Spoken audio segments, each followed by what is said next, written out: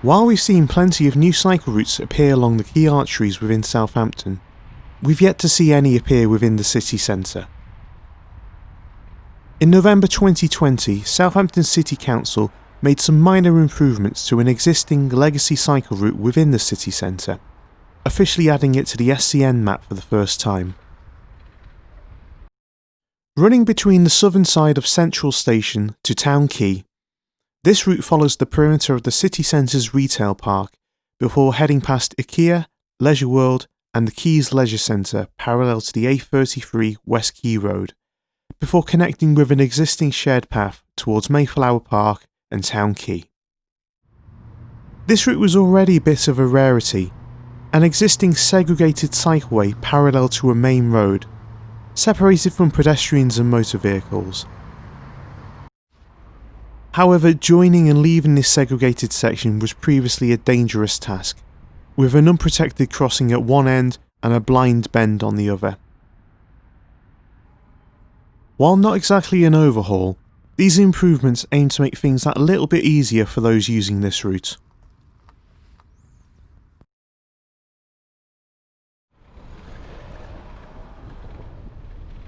I'm deliberately starting this video a bit further back at Central Station. West Quay Road will form part of SCN1 West, eventually linking Town Quay to Hive on the Test Water side. In theory, this route could be ridden in a loop by taking the Hive ferry between Hive Pier and Town Quay. However, as it stands, there is one major problem. The route is divided for some at Central Station owing to this nearly century-old footbridge.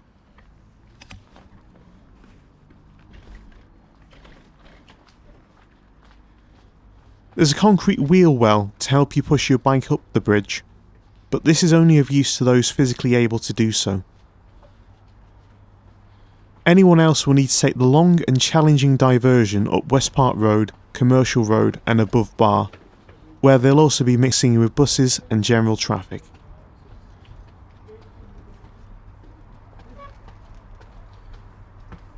There is currently a plan to build a new plaza and complex on the site of the former Toys R Us building.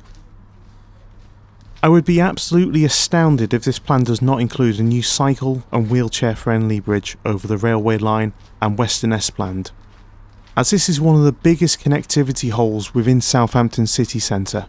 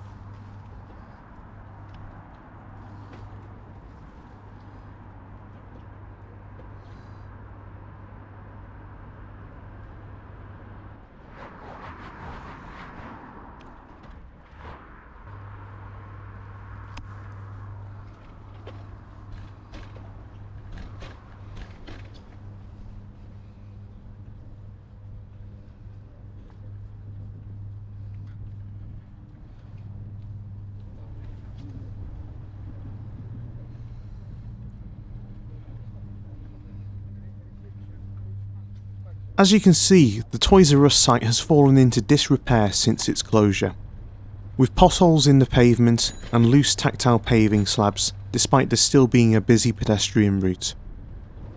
Again, this will all change once the redevelopment gets underway, but I hope that a defined cycle track is included in the plans rather than just a completely shared space.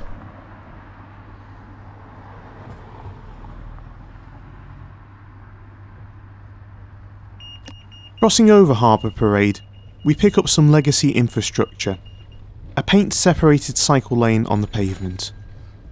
This continues to follow Harbour Parade until we reach West Quay Road. Then we have this odd shared space after which the lane suddenly switches sides, leaving pedestrians closest to the road. While well intentioned, at times this takes too much space away from pedestrians to the extent that the cycle lane is often full of pedestrians walking in it. This is particularly true heading in the other direction towards West Quay. Ideally, there should be a wider space for pedestrians and the cycleway should be grade separated.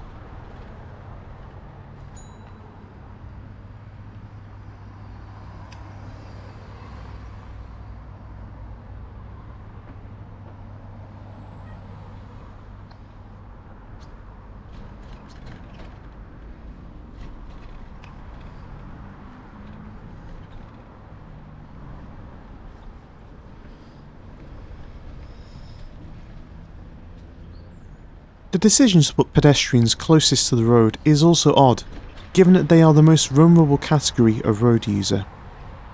As you can see, these pedestrians are walking in the painted cycle lane to be as far away from the roadside as possible.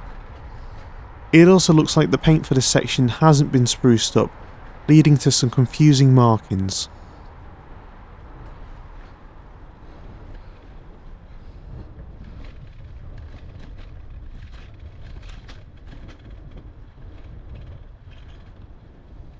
As we reach IKEA, we have a sharp chicane into a shared path, leading to a staggered toucan crossing.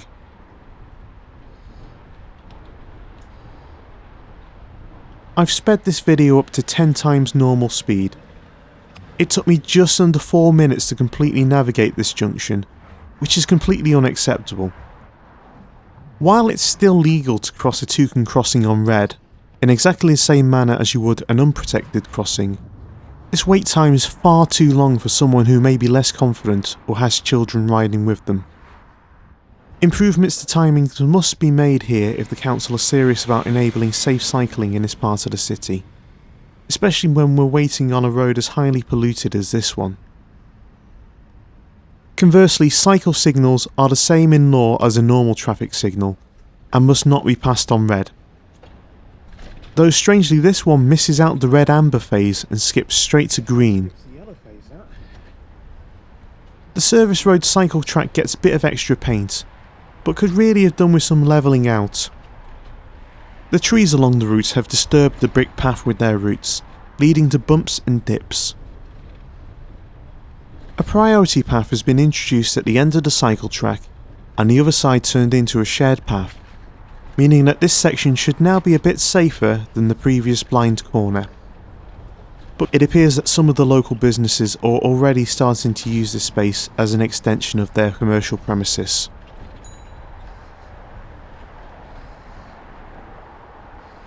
As we rejoin West Quay Road proper, we have a refurbishment of an existing lined-off cycle lane. The cycle and pedestrian sides have now been flipped, with the cycle lane receiving a new layer of tarmac. As well as the smoother ride, it also means that you're no longer weaving in between sign poles and other street furniture. Outside the Holiday Inn Hotel, an old green street cabinet that was previously in the middle of the cycle lane has now been removed. Now we have the single most useful improvement of all.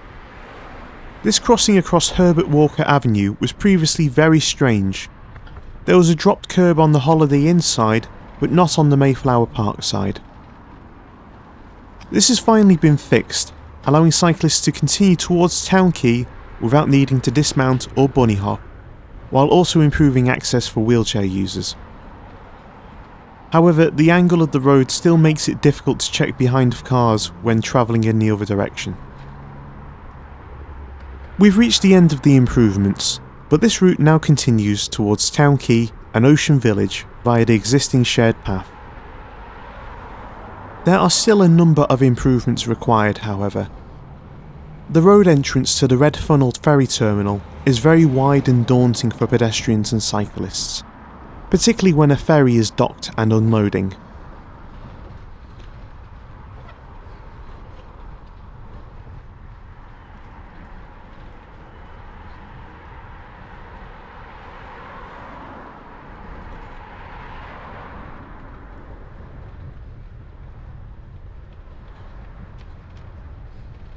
Finally, we reach Town Quay, where a fast ferry service to Hive awaits, or even the red jet to the Isle of Wight if you happen to be riding a folding bike.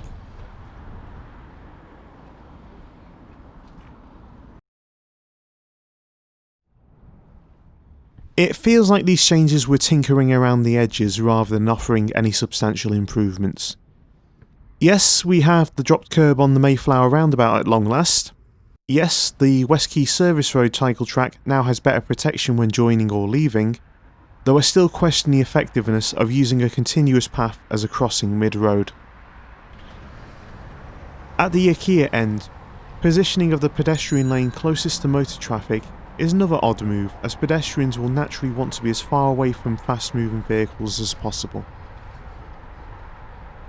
Perhaps in the longer term, none of this will matter. The area is due to undergo a huge transformation over the next 2 decades.